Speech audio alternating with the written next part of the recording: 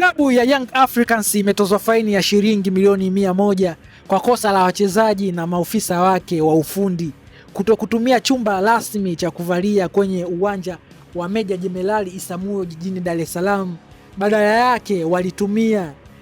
nyumba iliyo nje ya uwanja upande wa pili mwa barabara, kinyume na matakwa ya kanuni ya 17 ibara ya 20 ya ligi kuu kuhusu taratibu za mchezo. Katika hatua nyingine, kamati ya uendeshaji wa usimamizi wa ligi imewapeleka kwenye kamati ya maadili ya TFF rais wa Young Africans, huyu si mwingine bali ni Engineer Hersi Said, na afisa mtendaji mkuu wa klabu hiyo, huyu si mwingine bali ni Andre Mtine, ili kutoa maelezo ya msingi kutokana na makosa ya kujirudia ya uvunjifu wa kanuni inayoitaka timu kutumia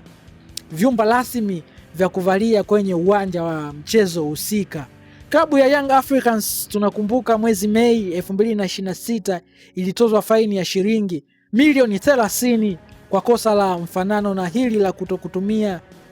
vyumba rasmi vya kuvalia kwenye uwanja wa mchezo, na badala yake walitumia nyumba iliyo nje ya uwanja. Pia bodi ya ligi kuu imetoa adhabu mbalimbali kwenye vilabu, ikiwemo klabu ya KMC imepewa onyo kali kwa kosa la wachezaji wake watatu, Imali Saidi Twalibu jezi namba 71, Steve Donald Mgwimba jezi namba 80 na Hussein Ali Kio jezi namba